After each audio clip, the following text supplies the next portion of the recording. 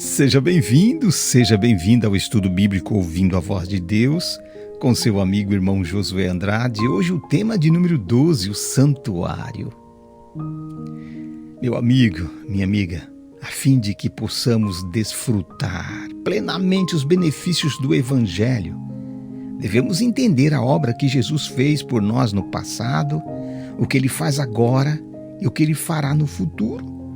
Podemos compreender esse assunto estudando o ritual do santuário terrestre dos israelitas, que prefigurava o atual ministério de Cristo no santuário celestial. É fundamental, viu, que entendemos o que a Bíblia ensina sobre esse tema. Por isso eu quero pedir a você nesse momento, pegue lá a sua Bíblia, a sua caneta, o caderninho de anotações e anote tudo. Você vai estar recebendo também o nosso material em PDF desse estudo de hoje, tá bom? Mas para isso nós vamos orar. Você ora comigo? Querido Deus e eterno Pai, obrigado, Senhor Deus, pelo privilégio, pela oportunidade que está nos dando, Senhor, de poder chegar até o seu trono de graça, pelo intermédio de Jesus Cristo. Querido Deus, eu quero nesse momento te pedir que tu derrame sobre nós o teu Espírito Santo, Senhor. Por favor, derrame sobre nós esse Espírito que vai falar a verdade para nós, porque ele vai ser o nosso professor agora. Te peço também que quando nós abrimos a tua palavra, a Bíblia, a sua boca, fale aos nossos corações. É que eu te peço em nome de Jesus. Amém, Senhor. E a primeira perguntinha do nosso estudo de hoje: que pedido especial fez Deus a Moisés? Lá em Êxodo 25, verso 8 e 40, olha o pedido que Deus fez para Moisés. Me farão um santuário e habitarei no meio deles. Atenta, pois que o faças conforme o seu modelo que te foi mostrado no monte. Meu amigo, Deus conversando com Moisés aqui, Deus falou para Moisés que ele fizesse um santuário para que ele pudesse habitar no meio do povo ali. Mas que Moisés ficasse esperto, atento, conforme o modelo que ele mostrou para Moisés. Então tinha um santuário que Deus mostrou para Moisés como modelo, né? E Moisés fez esse santuário. Como era o santuário? Olha, o santuário ele era dividido em duas partes, dois compartimentos. O primeiro era o lugar santo e o segundo, o lugar santíssimo. No lugar santo, o sacerdote realizava ali o trabalho diário. Olha o que diz aqui em Hebreus 9, 6 e 7, diz assim, ó. Ora, depois de tudo isso assim preparado, continuamente entram no primeiro tabernáculo os sacerdotes para realizar os serviços sagrados.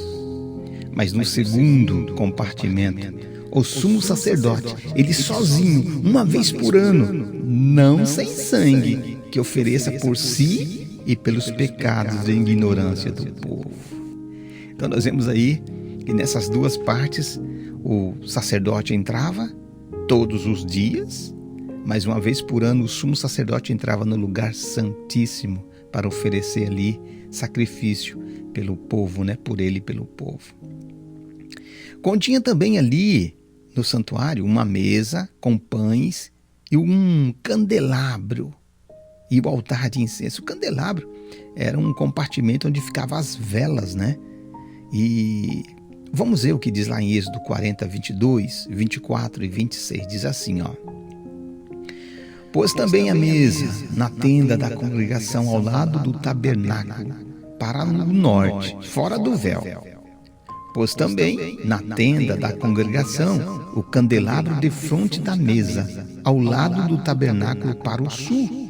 E no versos 26, pôs o altar de ouro na tenda da congregação diante do véu. Esses móveis, vamos dizer assim, faziam parte ali da adoração a Deus dentro do templo, dentro do tabernáculo. No lugar santíssimo, o sumo sacerdote entrava uma vez por ano, viu? E no dia da expiação, que caía no dia 10 do 7º mês. Olha o que diz aqui Hebreus 9, verso 7.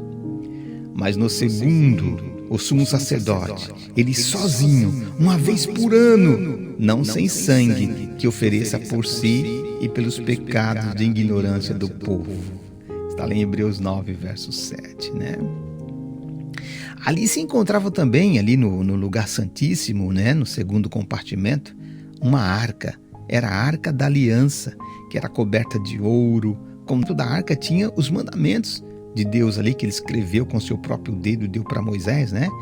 Então estava dentro desse lugar santíssimo. E ali, coberto ali com ouro, ali dentro também tinha o maná e também tinha um bordão de Arão. Olha o que diz aqui em Êxodo 40, verso 20. Tomou o testemunho e pôs na arca, e meteu as varas na arca, e pôs o propiciatório em cima da arca. Introduziu a arca no tabernáculo e pendurou o véu de resposteiro, e com ele cobriu a arca do testemunho, segundo o Senhor ordenara a Moisés. Por trás do segundo véu se encontrava o tabernáculo, que se chamava o Santo dos Santos, em algumas traduções Santíssimo, a qual pertencia um altar de ouro para o incenso e a arca da aliança, totalmente coberta de ouro, no qual estava uma urna de ouro contendo o maná, o bordão de Arão, que floresceu, e as tábuas da aliança, os 10 mandamentos. Você viu que interessante? Isso tudo Deus pediu para que Moisés fizesse com todo cuidado, porque esse santuário seria uma cópia, um modelo de um outro santuário que Moisés viu. Você vai entender. Um véu ali separava aqueles 2 compartimentos do Santo e do Santíssimo. Olha o que diz aqui, Êxodo 26, verso 33. Pendurarás o véu debaixo dos colchetes, trarás para lá a arca do testemunho para dentro do véu. O véu vos fará separação entre o lugar santo e o lugar santo dos santos, ou santíssimo. Então nós vemos aí que Deus ele deu ordem para que Moisés fizesse conforme o modelo, né? À frente do lugar santo ficava o pátio, no qual estavam o altar dos holocaustos e a pia em que os sacerdotes lavavam as mãos. Está lá em Êxodo 40, 29 e 30. Diz assim, ó. Pôs o altar do holocausto à porta do tabernáculo da tenda da congregação e ofereceu sobre ele holocaustos e oferta de cereais, segundo o Senhor ordenara a Moisés. Pôs a bacia entre a tenda da congregação e o altar e o encheu de água para se lavar. O santuário era móvel, viu? Era uma tenda, vamos dizer assim. Eles montavam e desmontavam. Então tinha que ser uma coisa, né, bem feita e também, vamos dizer assim, bem organizada, né? Olha só o que diz Êxodo 40, 33. Levantou também o átrio ao redor do tabernáculo e do altar e pendurou o reposteiro da porta do átrio. Assim Moisés acabou a obra. Então Moisés terminou ali aquele santuário, aquela tenda, chamada tenda da congregação, onde Deus mostrou para Moisés o modelo de né? E Moisés devia fazer do mesmo jeito. Então veja só, meu amigo, que interessante, né? Quando Moisés terminou aquele tabernáculo, Deus ele foi habitar no meio do povo, que foi a promessa de Deus, né? E ali diz que à noite fogo aparecia e todos das casas, das tendas onde eles estavam, eles viam aquele fogo ali mostrando a presença de Deus. E de dia ali uma nuvem. Interessante, né? Olha só aqui a pergunta 3. Em que consistia o serviço diário? Lembra que os sacerdotes, eles tinham que todos os dias estar indo no lugar santo, no primeiro compartimento? O que esse serviço consistia? Olha o que diz aqui Êxodo 29, 38, 42. Isto é o que oferecerá sobre o altar, 2 cordeiros de 1 ano, cada dia continuamente. Um cordeiro oferecerás pela manhã e o outro ao pôr do sol. com um cordeiro, a 10ª parte de um efa de flor de farinha amassada, com a 4ª parte de um hin de azeite batido, e para a libação, a 4ª parte de um hin de vinho. O outro cordeiro oferecerás ao pôr do sol, como oferta de manjares, e a libação, como de manhã, de aroma agradável, oferta queimada ao Senhor. Este será o holocausto contínuo por vossas gerações, à porta da tenda da congregação perante o Senhor, onde vos encontrareis para falar contigo ali. Olha que interessante. Esse serviço diário consistia da presença de 2 cordeiros. Irmãos e amigos, e você que está estudando a Bíblia pela primeira vez, Jesus, ele foi o Cordeiro de Deus que tira o pecado do mundo. Lá, João vem falando isso, né? Então, aqueles cordeirinhos ali, todo dia tinham que morrer. Um de manhã e o outro à tarde no pôr do sol. Esse aí era o serviço diário, todos os dias tinha que acontecer. O cordeirinho morrer de manhã e morrer à noite. Por que será? Aquele cordeirinho simbolizava, quando ele morria, os pecados eram confessados ali, e sem sangue não há remissão de pecados, a Bíblia diz, né? E ali então o cordeirinho morria em lugar, né, do pecador. O pecador confessava e todos os dias morria um cordeirinho de manhã e um cordeirinho à tarde. E isso aí acontecia todos os dias no lugar santo, os sacerdotes que ministravam esse trabalho. Tá bom? Gostaria que vocês entendessem, que o Espírito Santo trabalhasse com vocês e você juntamente comigo. Muito bem. Qual era a festa que dava o fim ao ciclo anual das cerimônias? Então, todo ano tinha uma festa especial. Você lembra que no lugar santíssimo o sumo sacerdote entrava somente uma vez por ano? Vamos ver o que diz Levíticos, capítulo 23, de 27 ao 31, diz assim, ó. Mas aos 10 dias do mês 7º será o dia da expiação. Tereis santa convocação e afligirei a vossas almas. Trareis ofertas queimadas ao Senhor. Nesse mesmo dia, nenhuma obra fareis, porque é o dia da expiação, para fazer expiação por vós perante o Senhor, o vosso Deus. Verso 29. Porque toda alma que nesse dia, se não se afligir, será eliminada do seu povo. Quem nesse dia fizer alguma obra, a esse eu destruirei do meio do seu povo. Nenhuma obra fareis, é estatuto perpétuo pelas vossas gerações, em todas as vossas moradas. Meu amigo, Deus deu uma ordem aqui. Nesse dia da expiação, era um dia em que todos os pecados do povo de Israel, daqueles que confessavam os pecados ali, uma vez por ano todos estavam ali presentes para um ritual, vamos dizer assim, de purificação. Eles deveriam começar o ano, né, sem nenhum pecado. Era essa vez que é chamado dia da expiação. Em que consistia a purificação do santuário essa uma vez por ano? Olha que interessante. Eu não vou ler tudo aqui, o Levíticos 16, mas seria bom você ler para você compreender, né, um pouquinho mais. Eu vou falar aqui alguns pontos de Levítico 16.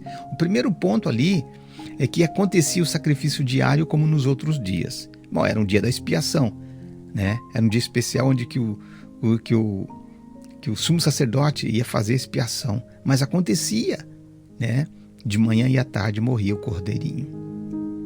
O sacerdote também oferecia, além de um cordeiro, ele oferecia um bezerro por si e por sua família. Então o sacerdote, como vamos dizer assim, o pastor ali, ele deveria estar também se limpando, e também ele oferecia esse sacrifício, né, para o perdão do pecado dele e da família. Também ali no capítulo 16, vem falando que aparecia ali 2 bodes, tá? E esses bodes eram lançados sorte sobre esses 2 bodes. Você vai entender o porquê. O sacrifício do bode era oferecido a Deus, o sangue daquele bode era aspergido ali no lugar santíssimo, era, repingado ali naquele local. Os pecados eram transferidos para um outro bode. Lembra que era 2 bodes? O outro bode se chamava Azazel. que era enviado para o deserto. Através do sacrifício diário, os pecados eram transferidos simbolicamente do pecador arrependido para o santuário. Uma vez ao ano, realizava então a limpeza do santuário, a purificação daquele santuário no dia da expiação, removendo os pecados para o deserto. Então um bode morria, né? E o outro bode levava os pecados para o deserto. Perguntinha de número 5. Qual foi o acontecimento que marcou o final do ritual do santuário terrestre? E que santuário está em funcionamento atualmente?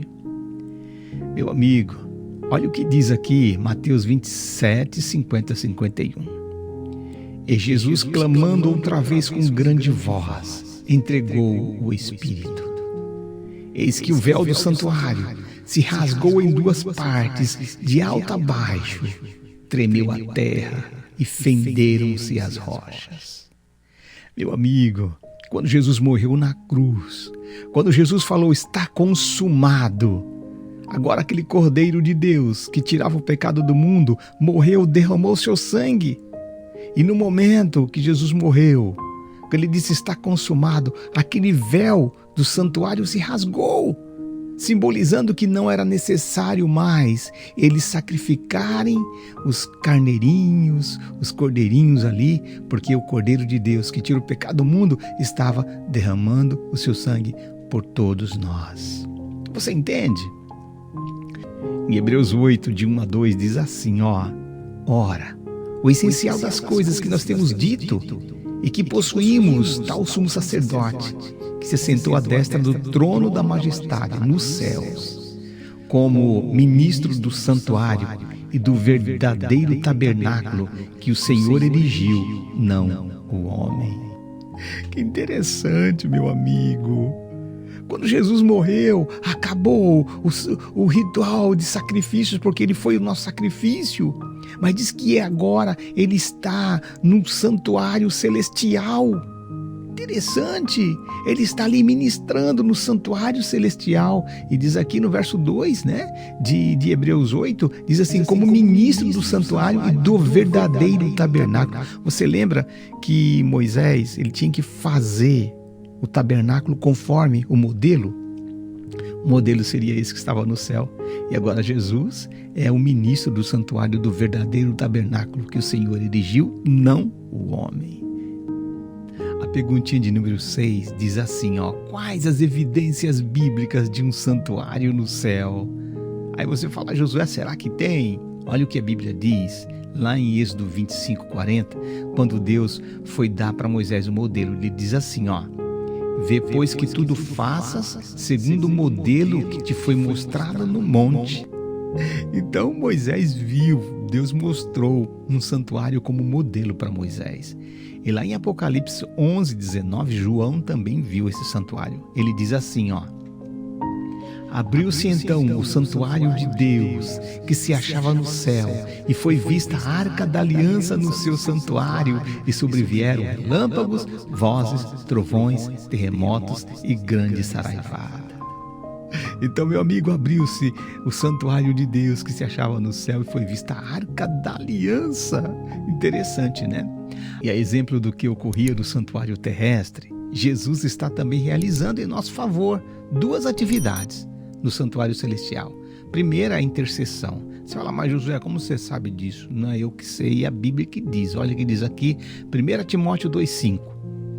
Porque há um só Deus e um só mediador entre Deus e os homens, Cristo Jesus, homem. Então Jesus ele está intercedendo por nós, né? 1 João 2,1 diz assim, filhinhos meus, estas coisas vos escrevo para que não pequeis. Se todavia alguém pecar, temos um advogado junto ao Pai, Jesus Cristo justo. Então Jesus Cristo é o nosso advogado, simbolizando ali pelo serviço diário, né? E também pelo julgamento. Lá em João 5:22 diz assim: o Pai a ninguém julga, mas o Filho confiou todo o julgamento.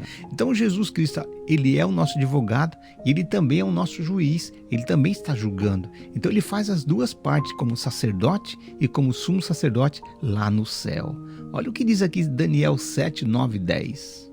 Continuei olhando até que foram postos uns tronos, e o ancião de dias se assentou. A sua veste era branca como a neve, os cabelos da cabeça como a pura lã. O seu trono eram chamas de fogo, as suas rodas eram fogos ardentes. Um rio de fogo manava, saía diante dele. Milhares e milhares o serviam, e miríades de miríades estavam diante dele. Assentou-se o tribunal e se abriram os livros. Meu amigo, minha amiga, Daniel e o livro de Apocalipse são livros proféticos. Muitas vezes você não entende do jeito que você lê, porque tem símbolos ali. E ali tem alguns símbolos que mostram que é Jesus Cristo que estava ali como nosso sumo sacerdote, abrindo os livros no juízo. Você lembra que lá em Israel tinha um dia da expiação? Jesus, ele está nesse momento também ministrando, abrindo os livros para ter o dia da expiação. Representado aqui pelo dia da expiação, sempre que um pecador arrependido vai a Deus, em nome de Jesus, e pede perdão, Cristo intercede por ele no santuário celestial, aplicando em seu favor os méritos do seu sacrifício na cruz. Mas ele também realiza o trabalho de juiz, viu? Nesse momento. O próximo estudo nós vamos estar falando um pouquinho mais sobre esse tema, ok? Então, meu amigo, quando você ora a Deus, você chega até o trono de Deus, você fala em nome de Jesus, amém? Você está colocando Jesus ali como seu sacerdote. Ele está intercedendo a sua oração até Deus, entende? Mas ele também é juiz. Vamos para a nossa recapitulação. O santuário terrestre foi segundo o modelo do santuário do céu, isso mesmo. Ele era dividido em quantas partes, hein? 2 partes. Compartimento santo e o outro era o Santo dos Santos, ou Santíssimo, isso mesmo. O sacerdote oferecia 2 cordeiros, né? Um pela manhã e outra pela tarde. No dia da expiação, era feita a remoção dos pecados. Jesus hoje está atuando no verdadeiro santuário que existe no céu. Isso mesmo, meu amigo. Vamos agora para o nosso compromisso de fé. Vamos lá? Você crê que existe um santuário no céu? Crê? Amém. Você reconhece que Jesus Cristo é o único mediador entre você e Deus? Sim? Ok, que Deus seja louvado, né? Você aceita Ele como seu Salvador, a fim de que seja absolvido no julgamento final? Você aceita? Amém, glória a Deus. Nesse momento vamos orar. Você ora comigo. Querido Deus e eterno Pai, nesse momento eu quero te agradecer pelo privilégio de poder falar contigo pelos méritos de Jesus Cristo, que é o meu mediador, é aquele que fala através de mim, é aquele, Senhor Deus, que também está nesse momento julgando a todos para um dia vir, Senhor, nos buscar. Nos dá, Senhor Deus, compreensão desse estudo, por favor, que Teu Espírito Santo esteja com meu amigo, com a minha amiga, que acabou de estudar agora comigo. É que eu te peço em nome de Jesus. Amém.